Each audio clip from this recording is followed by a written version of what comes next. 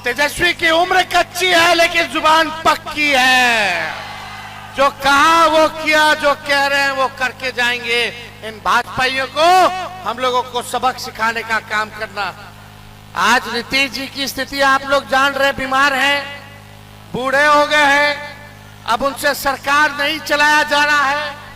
ये बिहार को प्रधानमंत्री अमित शाह जो है बर्बाद कर रहे हैं, हाईजैक कर लिए हैं। अगर भाजपा में दम है तो मोदी जी और अमित शाह कह दें कि 25 के बाद नीतीश कुमार मुख्यमंत्री रहेंगे, हम लोग का उसी दिन विजय हो जाएगा। नमस्कार, पॉलिटिक्स में आप सबों का स्वागत है। और आज हम पॉलिटिक्स में बात उस पॉलिटिक्स की करने जा रहे हैं जिस पॉलिटिक्स के सहारे पहली बार, मतलब चुनाव अभियान की शुरुआत के बीच पहली बार तेजस्वी एनडीए गठबंधन को असहज कर दिया है। जी हाँ, चुनाव अभियान के दौरान बहुत सारी चीज़ें हुई, टिकट बंटवारा को लेकर हंगामा हुआ, महागठबंधन के आपसी कोऑर्डिनेशन को लेकर समस्याएं हुई, कई तरह की चीज़ें सामने आई और महागठबंधन लगातार आलोचना के शिकार होते रहे। तेजस्वी के नेतृत्व करने की क्षमता पर सवाल खड़े होने लगे, कई तरह के सवाल खड़े हुए और तेजस्वी दिख भी रहा था बैकफुट पर, 20 दिनों तक जनता के बीच से दूर रहे। लेकिन उन्होंने एक ऐसा सवाल खड़ा किया है जिस सवाल ने पूरे एनडीए गठबंधन को असहज कर दिया है और लगातार अब एनडीए गठबंधन के अंदर इस बात को लेकर मंथन शुरू हो गया है कि कुछ न कुछ निर्णय तो लेना पड़ेगा, नहीं तो तेजस्वी जिस तरीके से इस मुद्दे को उठा रहा है, ऐसा ना हो कि एनडीए के लिए भारी पड़ जाए। आखिर वो मुद्दा है क्या? आखिर ऐसी कौन सी बात तेजस्वी करना शुरू किए हैं हर मंच से, कल से, जिसकी वजह से पूरा एनडीए असहज हो गया है। भले एनडीए कह रहे हो, एनडीए के सेकेंड लाइन के बिहार के तमाम नेता भले ये कह रहे हो हैं, थे, हैं और रहेंगे, फिर भी बात नहीं बन रही है।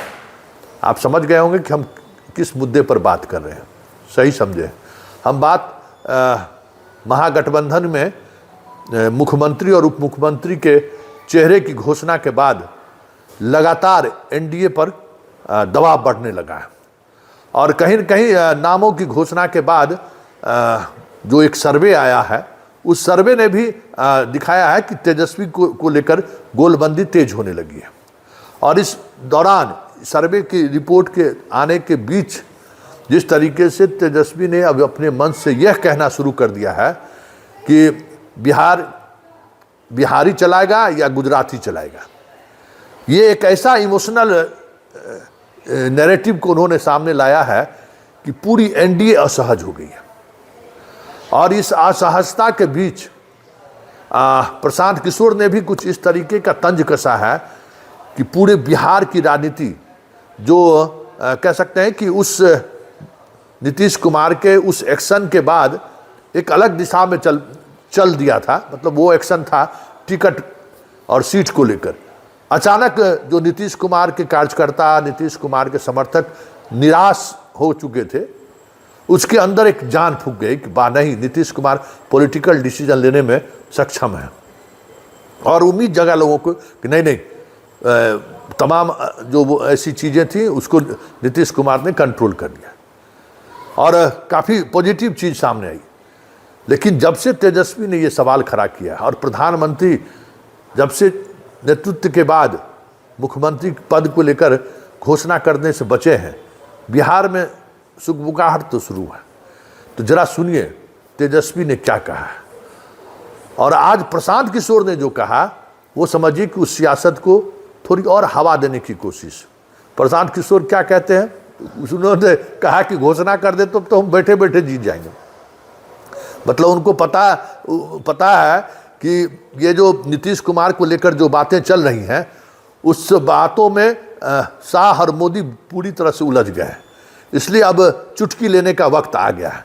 तो पहले जरा इसकी बातों को सुनिए, तेजस्वी ने क्या कहा है और आज प्रशांत किशोर ने क्या कहा है, जरा पहले दोनों सुन लीजिए। तेजस्वी की उम्र कच्ची है लेकिन जुबान पक्की है। जो कहा वो किया, जो कह रहे हैं वो करके जाएंगे। इन भाजपाइयों को हम लोगों को सबक सिखाने का काम करना। आज नीतीश जी की स्थिति आप लोग जान रहे, बीमार हैं, बूढ़े हो गए हैं, अब उनसे सरकार नहीं चलाया जा रहा है। ये बिहार को प्रधानमंत्री अमित शाह जो है बर्बाद कर रहे हैं, हाईजैक कर लिए हैं। आप लोगों को तय करना कि बिहार का लाल बिहार को चलाएगा कि बाहरी आकर के बिहार को चलाने का काम करेगा। एक बार बाढ़ आता है, कुछ होता है, सुखाड़ आता है, कुछ होता है, आपदा आती है। एक बार भी लोग आंसू पूछ रहे हैं, ये लोग नहीं आएगा, लेकिन तेजस्वी जरूर आएगा। आप लोगों का आंसू पूछ, एक मौका, बस एक मौका मिलेगा कि नहीं मिलेगा तेजस्वी को?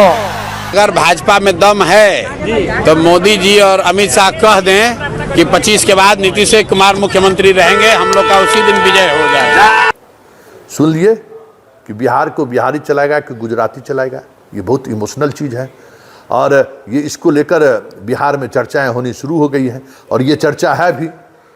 एनडीए के अंदर ही बिहार के जो नेता जो चुनाव लड़ रहे हैं, जो कार्यकर्ता हैं, वो कह रहे हैं कि जितना विलम्ब हो रहा है, दोनों के मतलब कहीं न कहीं समस्याएं खड़ी हो रही है। नीतीश कुमार का जो वोटर है वो उसके अंदर ये बातें चलनी शुरू हो गई है कि भाई ऐसा नहीं हो कि नीतीश को मुख्यमंत्री नहीं बनाए। और ये बात जैसे जैसे गांव में चर्चा में का रूप ले रहा है, बीजेपी के लिए मुश्किलें बढ़ रही हैं। चिराग तो ऐसे ही, चिराग के खिलाफ नीतीश के वोटर गोलबंद है। अब बीजेपी को लेकर भी परहेज करने लगे हैं। तो बीजेपी के उम्मीदवारों का भी दबाव लगातार पटना से लेकर दिल्ली तक फ़ोन कॉल्स जा रहे हैं। बिहार के जितने प्रभारी हैं, मतलब ऊपर के प्रभारी नहीं, जो विधायक स्तर पर, मतलब विधानसभा स्तर पर जो अन्य राज्यों से जो विधायक और एमपी प्रभारी बनकर आए हैं, वो भी अब इस बात को समझने लगे हैं कि नीतीश को लेकर कुछ न कुछ निर्णय लेना पड़ेगा। और ऐसे में बिहारी स्वाभिमान को जगाने की बात करके या बिहारी स्वाभिमान के सहारे तेजस्वी जो नैरेटिव सेट कर रहे हैं, उससे काफ़ी तेज़ी से एक अलग तरीके की बिहार में गोलबंदी होनी शुरू हो गई है। ऐसे में ये देखना दिलचस्प होगा कि प्रधानमंत्री और शाह कितना वक्त लेते हैं नीतीश कुमार को मुख्यमंत्री के उम्मीदवार के रूप में घोषित करने में, क्योंकि जितना विलंब हो रहा है, अब हर घंटे कह सकते हैं कि एनडीए के वोटर में क्षरण होना शुरू हो गया है। और ये नुकसान, अगर इस नुकसान पर जल्द से जल्द एक्शन नहीं हुआ, इसको रोकने की कोशिश नहीं हुई, तो ये तय मानिए कि एक जीती हुई बाजी एनडीए के हाथों से निकल जाए तो कोई बड़ी बात नहीं होगी। क्योंकि जो चीज़ें चल रही हैं ना, और जिस तरीके से चल रही हैं, कहीं न कहीं खास करके गरीब और महिला वोटर असहज महसूस कर रही है। गरीब और महिला वोटर को लग रहा है कि नीतीश कुमार को ये लोग बाहर का रास्ता दिखाना चाह रहे हैं। ये अगर उसके दिल दिमाग में छा गया उस वोटर को, जो नीतीश कुमार का वोटर है, तो तय मानिए कि बिहार में खेला हो गया। और ऐसा खेला होगा जिसकी कल्पना शायद मोदी और शाह नहीं कर रहे।